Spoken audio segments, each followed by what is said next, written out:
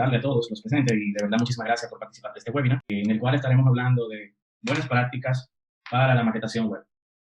Realmente hay mucha información en Internet sobre buenas prácticas para desarrollar sitios, pero yo les voy a hacer un listado de las que a mí me han funcionado, de acuerdo a mi experiencia, las que he utilizado en mi diario de desarrollo. Lo primero que debemos de hacer cuando trabajamos nuestro HTML es básicamente declarar nuestro tipo de documento. Y en este caso es bueno que utilicemos siempre la última versión de este .type, así que se llama, el de HTML5. Ya que más adelante, si existen actualizaciones, pues ya estaríamos utilizando la última versión. Por ejemplo, si sale una versión 6 de HTML, pues ya no tendríamos que estar cambiando el .type, sino que utilizaríamos el de HTML5 y ya las actualizaciones se harían automáticas. Hay que destacar que muchas páginas de Internet nos vamos a encontrar con el .type en minúscula. Esto no es correcto. El estándar pide que la parte que dice .type debe de ser en mayúscula. ¿Por qué esto? Bueno, el navegador va a permitir muchas cosas, pero realmente el que se debería de utilizar es el .type en mayúscula para no caer en problemas de que alguna propiedad de etiqueta, como por ejemplo el video, la etiqueta de video da problema con este tema de que se utilice el .type en minúscula. Esa sería la primera buena práctica, utilizar nuestro .type al iniciar nuestro documento HTML. Luego, debemos siempre colocarle el título a nuestra página. Y aquí vamos a lo que son los tips de SEO, de optimización para los buscadores. El buscador toma como referencia el título de nuestra página para indexar nuestro sitio a su buscador. Entonces, una página que no tiene título es básicamente como un documento sin nombre, ¿verdad? Es importante que nuestra página tenga un título. Nuestro tercer tip sería que la etiqueta que abre, etiqueta que debe de cerrar. Hay veces que se nos olvida cerrar la etiqueta por alguna razón. Los programas, los editores de texto nos ayudan a que se autocomplete, se autocierre, pero muchas veces pasa que cuando estamos desarrollando, el editor no lo hace. Entonces, es buena práctica estar pendiente a que nuestra etiqueta haya cerrado. ¿Por qué? Porque esto puede más adelante traer consecuencias negativas en nuestro desarrollo. Comportamientos extraños que no desconocemos. Cuando se deja una etiqueta abierta es como cuando se picha un vaso de cristal y el agua corre. Entonces, daña todo a su alrededor, para decirlo en una analogía. Entonces, algo que no solemos hacer mucho es comentar nuestro código. El código debe de ser comentado cuando se trabaja en equipo y también cuando trabajamos solo. ¿Qué pasa? Que muchas veces cuando trabajamos en un sitio que no comentamos y pasan los meses y nos toca nuevamente trabajar con este proyecto, sitio web, se nos olvidan algunas partes del proyecto. Entonces, los comentarios ayudan bastante a poder recapitular ese código. Aquí tenemos un ejemplo de cómo se pudiera utilizar. Acá abajo, los comentarios. Quinto, hay que escribir todas las etiquetas en mayúscula. En versiones anteriores de HTML, nosotros escribíamos las etiquetas en mayúscula. Pero esto hoy día es un error de principiante. El navegador lo va a permitir, pero lo correcto es, según el estándar, que se escriban en minúscula. Bien, aquí tenemos dos ejemplos. Sexto, no te olvides de poner los encabezados. Los encabezados son sumamente importantes para el SEO y también el orden correcto que esto deben de llevar. El H1 es el más importante de todos y es el que realmente toma Google como información relevante. Si nosotros visitamos páginas de diarios, páginas de periódicos en línea, vamos a encontrar que estas páginas utilizan mucho en los titulares el H1 y el H2, que son lo más importante. El H1 es más importante que el 2, obviamente. Pero si, por ejemplo, tenemos un tercer título, pues deberíamos utilizarlo, un tercer título como un tercero, ¿verdad? O sea, deberíamos utilizar entonces H3 y así sucesivamente, tener como ese orden y respetarlo. Vayan anotando esto de los tips de SEO, que eso es prácticamente de los puntos relevantes para hacer que nuestra página se posicione mejor en los buscadores. Si nuestro código está bien estructurado, está bien limpio, está bien hecho, pues tenemos más oportunidad de colocarnos de primero en los resultados de búsqueda.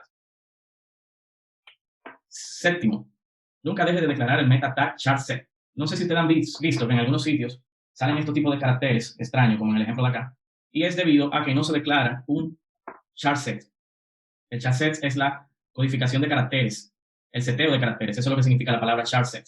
Entonces, el que nos corresponde a nosotros es el UTF-8, pero si viviésemos, por ejemplo, en Japón o en otro lado del mundo, deberíamos utilizar otro, para que los caracteres de ese idioma se vean claramente, sin importar de dónde se está viendo. Básicamente, esto lo que hace es que forza a que el navegador interprete tu página con ese tipo de codificación. Recordemos que HTML fue inventado por los gringos. Bueno, no los gringos, anglosajón, porque Tim Berners-Lee es de Inglaterra. Entonces, realmente el lenguaje está hecho en inglés. Entonces, el tema de la codificación de caracteres juega un papel muy importante en este sentido. porque es el que define, aparte del idioma, es el que define cómo se van a mostrar los caracteres, los acentos de nuestra página. Octavo, usa Meta Tag Viewport. Es muy importante hoy día que la página se adapte al dispositivo, a cualquier dispositivo, ya sea tableta, ya sea celular, ya sea la pantalla de un vehículo, que ya hoy día hasta podemos navegar desde un carro, internet, incluso hasta una nevera que tenga pantalla táctil, hasta un televisor. Entonces es importante utilizar este meta tag, ya que nos va a permitir, que le va a decir al navegador que nuestra página se adapte a ese dispositivo. Algo importante es que Google toma esta información, o sea, el hecho de que tú hayas colocado esta etiqueta en tu código, le dice a Google que tu página es responsive y ellos toman en cuenta y te dan una puntuación por esto. Y eso también hace que tu página se posicione mejor. Uno va llenando como un listado de cosas que uno tiene que hacer para lograr posicionarse mejor. Y este vendría siendo uno de ellos. Así que no dejen de colocar su meta tag viewport. También tienen que aprenderse el formato que lleva este meta tag. O sea, qué exactamente lo que significa, por ejemplo, esta parte del ancho del dispositivo y la escala inicial, que es para que se presente al 100%. Hay otras configuraciones más que se le pueden agregar. Por ejemplo, como deshabilitar que la gente pueda hacerle zoom a la pantalla y algunas otras más, que no recuerdo ahora. Noveno. El salto de línea no es para el layout. Estamos hablando del BR, el break. Ya eso no se usa. O sea, sí, en HTML5 tiene la ventaja de que podemos utilizar etiquetas anteriores. Pero hoy día, si queremos hacer este tipo de efecto, debemos de hacerlo utilizando el CSS. No debemos de hacerlo en el código, porque se supone que cuando trabajamos el sitio debemos de separar el contenido de la presentación. Y esta parte ya es presentación. El espacio que tenga un texto de otro tiene que hacerse con el CSS, no con HTML. Bien. Así que podemos olvidarnos un poquito de esta etiqueta. Claro, no quiere decir que no la usemos, pero que no abusemos de ella, básicamente. Décimo, respeta siempre la semántica del HTML. Hay que utilizar las etiquetas correctas de HTML5. Esto también viene siendo un tips para la optimización del buscador. Cuando declaramos el .tag de HTML5, estamos diciendo que vamos a utilizar HTML5. Por ende, utilicemos la etiqueta que nos regala HTML5 para no tener que utilizar tanto div como se usaba antes. Ya tenemos una etiqueta para hacer el cabezal de nuestra página, tenemos etiqueta para la navegación, tenemos etiqueta para el menú lateral con nombre propio, para las sesiones, los artículos y footer. Y hay un listado más, el listado se extiende aún más de las nuevas etiquetas que nos provee HTML5. 11. Indicar el idioma de nuestro sitio. Esta parte permite que el buscador detecte nuestra página, el idioma de nuestra página, y también Google Translator, el traductor, permite a las personas que puedan traducir nuestra página a través de Google Translator automáticamente. Y si una persona también tiene una aplicación que traduzca, de una vez le va a salir que tiene que traducirlo al idioma en el cual él está trabajando. También ayuda mucho el SEO, porque tú le estás dando más información a Google de tu página. Tú le estás diciendo ya que tu página tiene un idioma y que ese idioma es español, por ejemplo, o inglés. En este caso, en el ejemplo está en inglés. Bien. Entonces, otro más, el 12. Usa el meta tag description. El algoritmo de Google vive cambiando constantemente y se va a encontrar en muchos blogs, en muchas páginas de internet que ya este tipo de meta tag no se utiliza. Recuerden que los meta tags se colocan dentro de la etiqueta head. Son meta información que el navegador lee. Ya hablamos de viewport y hablamos déjame ver, no recuerdo cuál era el otro. Este es sumamente importante porque también da más información relevante de nuestro sitio. Incluso en los resultados de búsqueda aparece ese resumen que ustedes ven, viene de aquí, del description. También ese resumen puede venir también del H1 que estamos utilizando en nuestro sitio web, o también del cuerpo. Eso puede ser muy arbitrario, pero normalmente viene de aquí, del description. Vuelvo y repito, en muchos sitios de internet se van a encontrar en blogs, personas que dicen que ya no se utilizan, pero yo diría que es una buena práctica al usarlo. Los atributos deben de ir con comilla doble. ¿Qué significa esto? Cuando estamos utilizando los atributos de la etiqueta, no utilicemos el atributo con una sola comilla. Vuelvo y repito lo que dije anterior, que el navegador va a permitir este tipo de cosas, pero no es lo correcto. El estándar de HTML pide que sea con doble comilla. Y es bueno uno mantener una especie de atarse al estándar, ¿verdad? Porque eso va a permitir que tu página de internet no se rompa en ningún navegador de internet. Entonces, por ende, vamos a respetar este también. 14. Muy importante, los meta tags de social, o sea, de redes sociales. Cuando la persona comparte en tu página, ya sea en Facebook, ya sea en Twitter, ya sea en Instagram, ya sea en WhatsApp, no sé si te han visto que inmediatamente sale un resumen de la página con una imagen. Esto se logra gracias a los meta tags. Voy a hacer aquí una pausa y le voy a mostrar, déjame ver si me permite, que en Facebook, si nosotros vamos a la página a la página de Facebook, en developersfacebook.com, y vamos a la sección de Webmaster, vamos a encontrar aquí la parte que yo le decía, aquí vemos un pequeño ejemplo, no sé si se ve muy pequeño en pantalla, déjame sacarlo un poquito. Aquí vemos un ejemplo de cómo cuando compartimos nuestro enlace en Facebook, cómo sale. Tenemos aquí la imagen y tenemos aquí el título y una breve descripción. Entonces, todo esto es posible con estos meta tags que se colocan dentro de la etiqueta head. Estos meta tags no son de HTML per se, son inventados por Google y por ende, por Facebook, perdón, quise decir. Y por ende, Facebook los entiende. Bien, fíjense que dice aquí que property. Entonces aquí colocamos la dirección de nuestro sitio o del artículo que estamos viendo en ese momento. Si trabajamos, por ejemplo, con una página de artículo, vamos a ver la ruta hacia ese artículo. Y también definimos aquí la categoría a la cual pertenece el tipo. Si un artículo, le colocamos el título, que es el que ustedes ven acá, y la descripción. Y una imagen, que es la que sale acá arriba. Entonces, eso en el caso de Facebook. El de Facebook le va a servir a ustedes para compartir en WhatsApp, para compartir en Instagram y para compartir en el mismo Facebook. Bien, pero ya cuando compartimos en Twitter, el entorno cambia, porque, por ejemplo, estas aplicaciones, Twitter, Facebook y WhatsApp, son de la empresa Facebook, por ende funciona dentro de su ecosistema. Es lo que ellos le llaman el Open Graph. Por eso que ustedes ven que eso dice OG ahí, Open Graph. Así que ellos le llaman. Entonces, en el caso de Twitter, tenemos aquí que ellos le llaman Summary Card, se llama. Entonces, aquí vemos un ejemplo muy parecido al de Facebook. Entonces, vemos acá abajo el código, que es muy similar. Déjenme dar un poquito de zoom, que creo que no se ve. Vamos a declinar esto. Miren aquí cómo tenemos el nombre, tenemos el sitio. Todo esto uno lo va alterando, lo va cambiando a su antojo. Y esto también puede ir con programación, que cargue de manera automática o de manera programática cada vez que estemos en una sesión X. Se pueden crear plugins también para que hagan esto. En el caso de utilizar WordPress, por ejemplo. Un momentico, Joel. Sí, para aclarar a los participantes, los que se encuentran en Zoom tenemos una herramienta para que puedan ir dejando sus preguntas que se van a contestar al final. Y los que nos siguen a través de YouTube pueden hacer las preguntas a través del chat de YouTube, que también se estarán respondiendo al final de la charla. Gracias. Bien, gracias. Entonces, nada, en el caso de Twitter tenemos que utilizar este código de acá. O sea, deberíamos de cargarlo los dos. Bien. Vamos a volver a nuestra presentación. Se llama entonces Social Meta Tags. Esos son. 15. Siempre utilizar el atributo ALT en tus imágenes. ALT significa alternativo. Este atributo es muy especial porque va a permitir que si mi imagen no cargó, si mi imagen se rompió, o sea, digamos que mi sitio cargó, pero la imagen no cargó, pues esto le va a dar un feedback al usuario de qué tipo de imagen se trataba. Si, por ejemplo, tenemos el logo de una empresa y no cargó, pues debería de estar entonces el nombre de la empresa dentro de este atributo. Mírenlo acá debajo, ALT, nombre de la empresa. Por ejemplo, si estamos viendo una imagen de un carro, estamos en un dealer y estamos viendo una imagen de un vehículo, pues ahí debería salir la referencia de ese vehículo. Aquí se puede colocar cualquier tipo de texto, puede ser en mayúscula, minúscula, eso no importa. Esto lo toma mucho el SEO, es muy importante es muy importante porque el SEO lo toma, o sea, Google toma esto como información relevante. Y también los programas para personas con discapacidad le permite definir qué imagen está aquí. Bien. Entonces, tenemos el 16, no usar el div para todo. Este se relaciona mucho con el anterior que vimos, vamos a dar un poquito para atrás. Con este, respeta siempre la semántica. Que perdone, no expliqué lo que es la semántica. La semántica es cuando tú le das un valor a las cosas.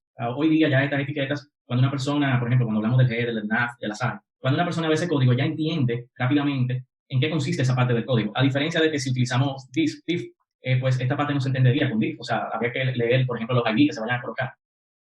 Entonces, bueno, deshacer un poquito el div. No quiere decir que no lo usemos, porque va a haber momentos en que, por ejemplo, HTML5 no tiene etiquetas propias para definir un componente. Después entonces utilizamos el div. Pero lo que quiero decir no abusar, porque ensucia mucho el código y no es muy semántico, no se entiende. Porque el div es una etiqueta que HTML nos regala para realmente hacer cualquier cosa que queramos con ella, a diferencia de las que tiene HTML5, que ya están definidas. Que realmente son div, pero que ya tienen nombre. Bien. Esto vino ya por una nomenclatura que se tomó de que todo el mundo siempre, el header lo llamaba así, la navegación también se llamaba así. Entonces decidieron crear etiquetas para esto, en HTML5. Entonces, esto también es un tip para la optimización de los buscadores. Google toma esto como información relevante. 17. Carga el CSS lo antes posible. Es importante que el CSS se cargue antes del título, porque esto va a permitir que cargue más rápido el CSS y renderice la página mucho más rápido. Y va a evitar algo que se llama FOC, que es el Flash of Unstyled Content. ¿Qué significa esto? Yo no sé si usted ha entrado a sitios en los cuales la página parece desorganizada, como si fuera en HTML, que no tuviera CSS, que si de repente cambia rápidamente. Esto es el famoso Flash of Unstyled Content. Es como un flasheo del sitio sin estilo CSS. Y eso es sumamente incómodo. Esto se puede evitar cargando el código de CSS mucho antes, al principio, encima de la etiqueta título. Bien. Es muy buena práctica hacer esto. 18. Evita los imports en el CSS. Hay personas que les gusta utilizar mucho esto en el código. Y esto no es bueno porque cuando hacemos esto, normalmente también se puede hacer dentro del CSS y dentro del HTML. Entonces, cuando hacemos esto, la energía se concentra. O sea, el CSS principal que está cargando un import. O sea, ¿cómo hacer? Yo no sé si ustedes vieron la película Inception. Es como un CSS dentro de un CSS. Entonces, ¿qué hace que se está importando? Que se carga primero el que se está importando y deja de último el CSS donde él se está cargando. Y eso no es bueno porque entonces te rompe el sitio. 19. Elimina el CSS innecesario. Voy a poner un ejemplo. Si trabajamos con Bootstrap trae muchos componentes que no utilizamos y todos esos componentes trabajan con CSS. Entonces, es importante que no se utilice CSS que no se vaya a utilizar, porque eso carga más el proyecto. Bootstrap tiene en su página un customizador para ir personalizando los componentes que uno va a querer. Y eso ayuda bastante porque aliviana la carga del mismo Bootstrap y también ayuda mucho a que nuestro sitio cargue más rápido. Y si nuestro sitio carga mucho más rápido, Google también te da una puntuación por ello. Google te da punto por todo. Comprimir todas tus imágenes. A mucha gente se le pasa esta parte para una entrega final de un proyecto. Esta parte se puede hacer de diferentes formas. O sea, se puede utilizar, por ejemplo, una aplicación online que se llama Tiny PNG. Se puede utilizar también programas que tienen el mismo motor de Tiny PNG. Y también se puede utilizar la gente que trabaja con Node.js. Existen componentes que te permiten de manera automática comprimir todo cuando ya tú pasas el sitio a producción, cuando ya tú vas a entregar el sitio.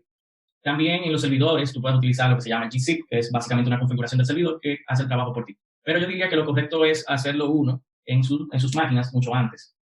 También se me pasaba que hay unas herramientas que se llaman taskets, como hacedores de tareas, como Gold y Grunt, que le voy a enseñar ahorita las páginas para que tengan de referencia. Entonces, esto es un punto importante porque la imagen sale de Photoshop, pero Photoshop no comprime imágenes. Photoshop es un programa que hace de todo. Hace edición de video, pero realmente la idea central de Photoshop es la edición de imágenes y no le preocupa optimizarlas. Él dice que hace una optimización, pero realmente quedan muy pesados los archivos. Entonces, cada vez que exportemos los archivos, pasémoslo por acá, por PNG. Bien. O otro programa que ustedes tengan que le permita comprimir las imágenes, pero es importante este punto.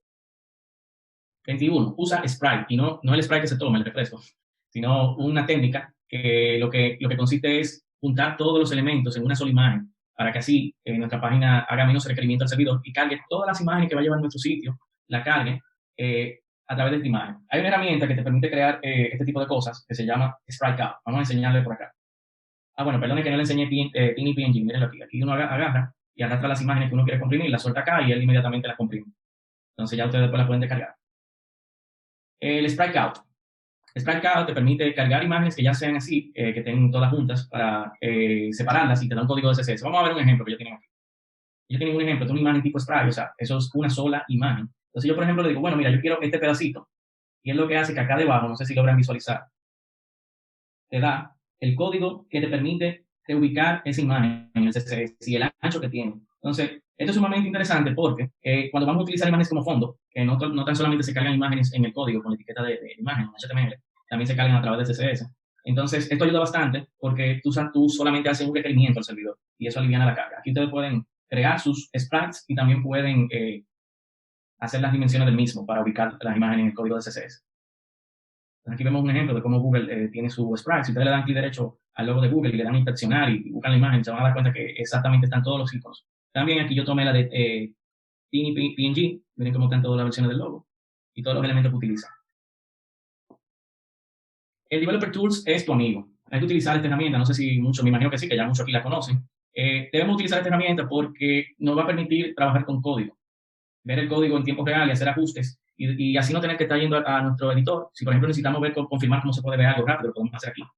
Entonces, también, aparte de esto, esta herramienta nos permite colocarla en el lateral, por ejemplo, y ver las versiones móviles y probar si la página se ve bien en cierto dispositivo. Acá nosotros vemos, si por ejemplo nosotros le damos clic acá a ese iconito que parece teléfono, nos va a aparecer de esta forma. Bueno, esta herramienta normalmente viene aquí debajo, cuando ustedes la abren, y abre por el menú por acá, en More Tools y Developer Tools acá. Pero también la pueden abrir dando clic derecho.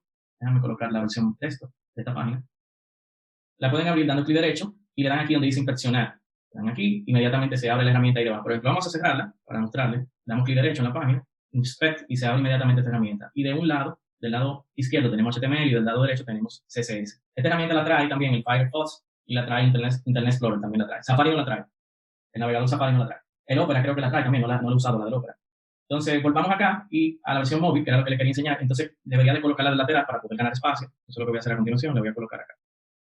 Ahí está. Entonces, así yo puedo probar. Vengo acá a Responsive y puedo probar en qué tamaño mi página de internet se rompe. En qué tamaño necesitaría mi página el ajuste de Responsive. Bien. Es sumamente importante utilizar Developer Tools. Aparte de eso, también el Developer Tools tiene la consola para lo que trabajamos con JavaScript, en la cual podemos ver todos los métodos que utiliza JavaScript y, por ejemplo, también podemos enterarnos si la página tiene jQuery, por ejemplo. Y así sucesivamente. Es importante el uso de esta herramienta. También para los desarrolladores más avanzados, tenemos por acá las opciones de network, que lo que me dan son las cookies, la información que se envía por el header, o sea, la información que se manda al servidor. Por acá me da información de todo eso. Entonces, el Developer Tool es tu amigo, úsalo. 23. Cargar el JavaScript al final. El JavaScript es bueno cargarlo al final porque estamos hablando al final, antes de la etiqueta de cierre de body, ya después que se leyó todo el HTML. Si hacemos esto, nuestro JavaScript va a esperar a que todo el código esté cargado, todo el código HTML, a que básicamente el DOM, el Document Object Model, el modelo de documento, esté listo. Recuerden que cuando se trabaja con HTML, el navegador renderiza nuestra página y lo hace con este método, el modelo de documento. Y él dibuja una especie de árbol. Entonces, si cargamos nuestro JavaScript al final, pues ya JavaScript va a estar listo. O sea, perdón, HTML ya va a estar listo para que nuestro código, para interactuar con JavaScript. Bien. 24. Usa lista desordenada para la navegación. Aparte de que debemos de introducir nuestra navegación dentro de la etiqueta nav, también debemos de utilizar una lista para ello, porque la navegación es una especie de listado. Entonces, si lo hacemos así, nos ganamos un puntico también en el SEO, o sea, para la optimización del buscador. También nos da más libertad en cuanto al CSS, para trabajar con el CSS, poder poner más chulería a nuestra navegación. Tenemos más flexibilidad si lo hacemos de esta forma. 25. Usa un preseteador para quitar el CSS del navegador. No sé si ustedes sabían que el navegador le agrega estilos a nuestro código. O sea, cada vez que nosotros, por ejemplo, utilizamos HTML sin poner CSS, nosotros estamos viendo que los títulos salen como separados, el párrafo sale separado, la lista tiene bolitas negras. Esos son estilos que el navegador le provee al HTML. Pero ¿qué pasa? Hay un problema, que cada navegador lo hace un poquito diferente. Por ejemplo, hay uno que puede tener padding, hay otro que puede tener más padding, que es el relleno, y así sucesivamente. Entonces, una forma de nosotros unificar ese código que salga más o menos igual, que no va a salir igual, pero por lo menos uno hace el intento, porque la web es flexible. O sea, es el eslogan de la web, de HTML, que sea flexible. Entonces, para tratar de que más o menos se vea igual, uno utiliza lo que se llaman los reseteadores. Podemos utilizar un reseteador básico, utilizando el selector universal, con el del asterisco. Le colocamos padding, margin, y colocamos esta propiedad que se llama post-sizing, que quita el tema del padding acumulativo, que agrega el modelo de caja. Entonces, podemos utilizar el de Eric Meyer, y también hay otro que se llama Normalize CSS, que es el más utilizado y es el más completo. El Eric Meyer fue el primero que salió y ya está un poquito viejo. Hoy día se está utilizando Normalize. Si utilizamos Bootstrap o cualquier framework para trabajar con CSS, ya lo trae integrado, este tipo de cosas. No necesitamos resetear. Ya el framework que vayamos a utilizar ya lo tiene, o sea que no necesitamos agregar. Vamos a ver aquí el de Eric Meyer. Actualizó su página, antes era más feita. Y miren aquí, este código usted lo copia, incluso lo puede copiar con el comentario si quiere, de ahí arriba, lo copia completo y lo pega en su CSS y ya él hace su trabajo. Él agarra a todas estas etiquetas, él le agrega margen 0, padding, borde 0, un tamaño de tipografía 100%, porque en algunos dispositivos la tipografía da problemas. Y así vemos un sinnúmero de cosas que se van arreglando. Pero en el caso del Normalize, si le damos aquí a descargar, vemos que tiene muchas cosas, mucho más completo. Y de hecho, aquí explica en cada parte lo que hace, que es sumamente instructivo. Así nosotros también podemos aprender un poquito más del código de CSS, de algunas cositas, problemas que dan, por ejemplo, los navegadores. Sería buena lectura, chequearse esto por acá, porque eso te da una idea y puedes aprender, crecer mucho más en el desarrollo. Entonces, podemos utilizar este. Yo recomiendo utilizar el Normalize, ¿verdad? Pero vuelvo y repito, si vas a utilizar Bootstrap, ya lo tiene. Si vas a utilizar Materialize, CSS, que es otro framework, también tiene esto. Seguimos entonces. 26. Minifica el CSS. ¿Qué significa esto? Comprimir el CSS. Una vez que ya tu página vaya a salir a la calle, mientras tú estés trabajando, no importa. Pero ya cuando va a salir a la calle, trata de compactarlo. Cuando hablamos de compactar, hablamos de, por ejemplo, si yo abro la página de Google y yo chequeo el código de ellos, miren cómo está todo el código ahí apiñado. Eso es compactar el código. Eso hace que el código pese menos, tenga menos espacios en blanco, que los espacios en blanco se cobran, o sea, salen caros los espacios en blanco. Entonces, tanto el HTML como el JavaScript como el CSS se minifica.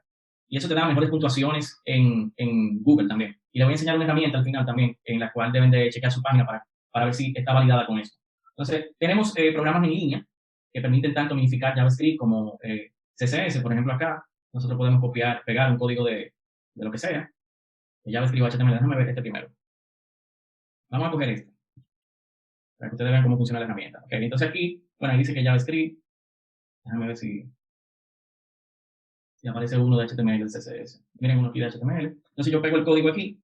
Miren cómo está el código con su estructura básica. Y le doy aquí minificar y miren cómo él lo colapsa de una vez. Entonces yo copio y pego y lo pego en mi proyecto. Pero de esta forma no la recomiendo. Sería bueno utilizar herramientas como Gold o Gold. Te la voy a enseñar un momentico. Déjenme ver por acá. Como estas dos, Gold y Grom. Vamos a ir a la página de ellos para que ustedes la conozcan. Miren aquí. Estos son lo que yo les decía ahorita, que son taskers o hacedores de tarea. Ellos agarran, por ejemplo, te comprimen la imagen, te comprimen el código JavaScript, te comprimen el HTML y el CSS, te hacen todo el trabajo. También está este que se llama Grunt, que ya está un poquito viejito, se está utilizando más este. Todo esto está basado en JavaScript. O sea, hay que aprender JavaScript. Así que pónganse la pila, los que no saben JavaScript, que tienen que aprender JavaScript. Sumamente fascinante. Entonces, tenemos también este otro que se llama Webpack, que también hace la compresión de imágenes y hace la compresión de estos archivos. Todo esto es importante porque mientras más espacio tú economizas en un proyecto, pues más rápido cambia ese proyecto y mejor experiencia de usuario tiene la persona con ese producto. Entonces, volvemos acá. Minificar entonces el código, tanto CSS, HTML, JavaScript, etcétera, etcétera. 27. Coloca los media queries al final. Los media queries son lo que permiten crear una especie de condición para que nuestro dispositivo, para que nuestra página se adapte al dispositivo. Y por ende, es buena idea colocarlo siempre al final de nuestro CSS, perdón. Ya que el estilo en cascada que tiene CSS toma lo último que se leyó como referencia. Entonces, por ende, es bueno colocarlo abajo porque es lo último que se va a leer. Cuando una condición X se cumpla. Bien. 28. Sigue algún método para trabajar tu CSS. Existen varios métodos. Existen CSS orientado a objetos. También existe algo que se llama SMAC, CSS, SMAC. Hay otro que es mi favorito y de hecho es el que está en el ejemplo de abajo, que se llama Vane. Yo lo recomiendo que aprendan este. O también pueden aprender Maintainable CSS, que es muy similar a Vane. De hecho, toma cosas de Vane. Vamos a enseñarles por acá en qué consiste. Bueno, mire, digamos que esto es un componente. Este componente se llama carta. Entonces, le pusimos el nombre aquí de clase, car. Entonces, todo lo que pertenezca a ese componente hereda el primer nombre y se le coloca rayitas debajo para indicar que es parte del componente. Entonces, estamos viendo ahora el título. Ya cuando seguimos más adentro, vemos la descripción, que se llama texto, pero todo viene acompañado por el sufijo delante de car, carta.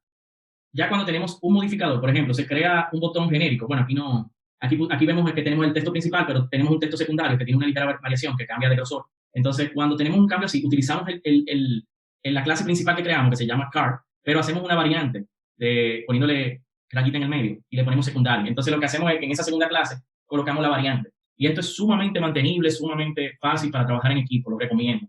Entonces, le enseño ahora los diferentes tipos de que hay. Aquí tenemos, por ejemplo, Aven, que lo que significa es block, element, bloque, elemento y modificador, que era lo que le estaba hablando ahora mismo. Esa es la filosofía. Entonces, aquí te explican cómo nombrar las clases y ellos tienen documentación acá, introducción. Aquí te van explicando. Dice que también ellos se basan un poquito en algunas metodologías, vienen la que yo le enseño ahorita, CSS, Smart. Y así hay otra que se llama Atomic. Esto es para organizar mejor el código de CSS, porque en CSS se puede hacer mucho disparate y repetir mucho código. Entonces, esto es para eficientizar el código. También tenemos este que se llama Maintainable CSS, Maintainable CSS. Aquí vemos cómo ellos explican, se basa un poquito en Vane también. Tenemos este otro, que fue uno de los primeros que salió, aparte del OCC. Este se llama SMAC. Este fue uno como de los primeritos que surgió. Fíjense que la página un poquito se ve como viejita.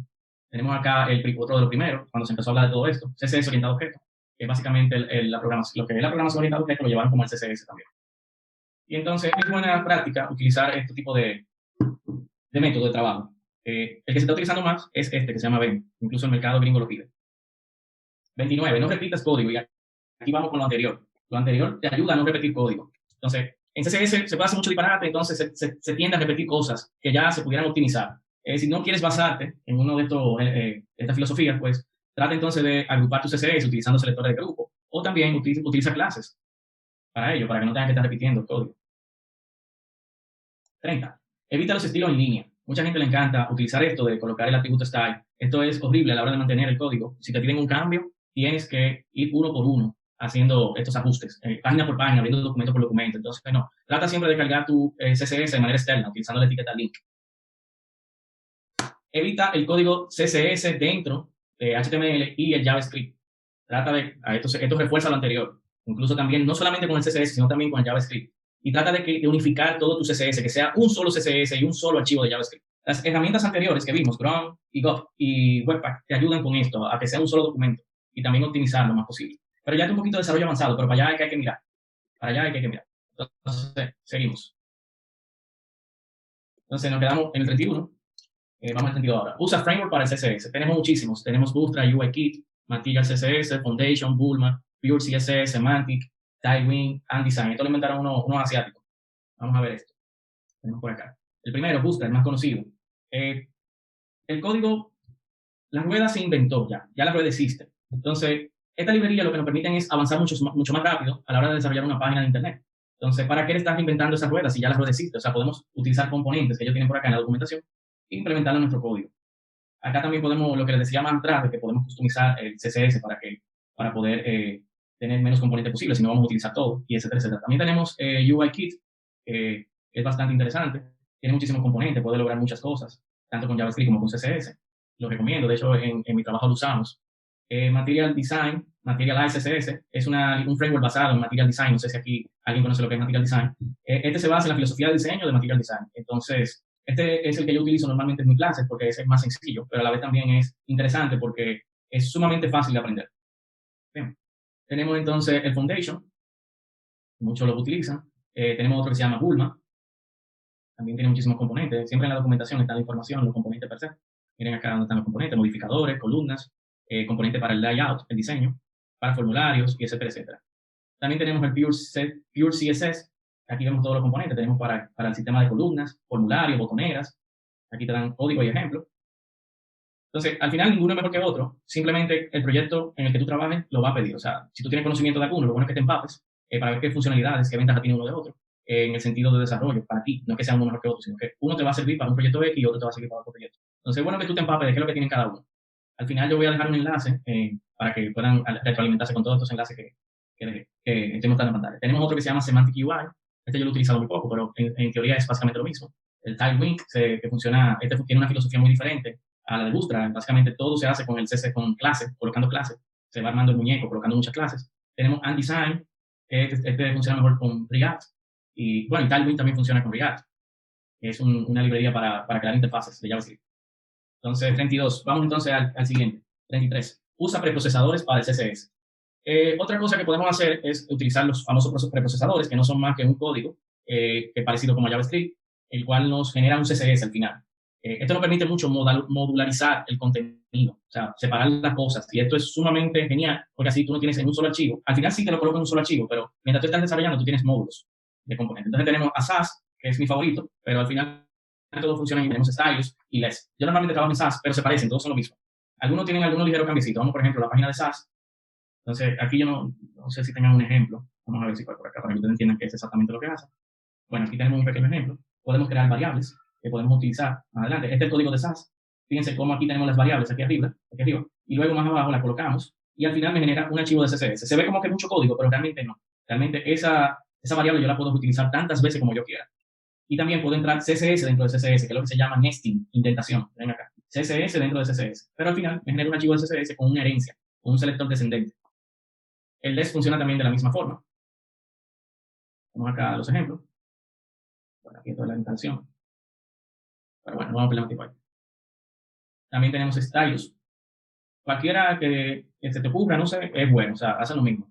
Todos se parecen. Ninguno es mejor que otro. 34. Si vas a usar tipografía, mejor usa la tipografía de Google Font. Aunque si, por ejemplo, te gusta una tipografía X por ahí en Internet, tú la puedes convertir con algo que se llama Font Square. Pero yo preferiría mejor utilizar la de Google Font. Vamos a ver. Acá tenemos a Google Font, tenemos un listado de tipografías. Todas estas tipografías se pueden utilizar en la web. Entonces, yo recomiendo, porque esto te va a permitir a que el diseñador y tú, el desarrollador, estén trabajando con una sola tipografía. Ya el diseñador simplemente te da el nombre de la tipografía y tú vas y la buscas en Google Font. Y lo que haces es, eliges esta tipografía y copias el código que ellos te dan. A ver, vamos a seleccionar esta. Entonces, aquí te dicen cómo ponerle en tu código. Tú simplemente la linkeas y después mencionas su nombre en el código de CSS. Todo esto es HTML y esto es CSS. Aquí vamos a ver la propiedad que yo dije que no utilizáramos, import. En su momento, si tú necesitas usarla, úsala, pero no es recomendable. Ellos te la ponen ahí como una alternativa. Y ya para terminar, el 35, valida tu página en Google Page Insight. Esto te va a dar una información de la página, del renderizado, el tiempo que toma. Es muy importante que si tu página pasa la prueba, esto. A ver. Vamos a pasarle, por ejemplo, a esta página. Entonces, si pasa la prueba, si pasa la cantidad de puntos, pues también te da mucha puntuación. Eso te ayuda muchísimo en Google para ingresar. Vamos a ver el resultado. Por ejemplo, aquí te da en móvil, te da una puntuación y en el ordenador te da otra. Entonces, aquí te dice todos los problemas que tiene, lo que está marcado en rojo son los problemas que tienes que verificar. Te dan un tips de cómo puedes resolver esos problemas. Entonces, es bueno que al final, ya cuando tu proyecto esté listo, tú llegues a esta página y verifiques. Tienes que estar online. Si lo van a hacer en la máquina, en la computadora, pueden utilizar el inspector. Y por acá, en Audit, se llama Lighthouse. Por acá lo pueden hacer de manera local. Mírenlo aquí. Generan un reporte de manera local. Entonces, muchísimas gracias, mi gente. Pueden descargar esta presentación, este enlace.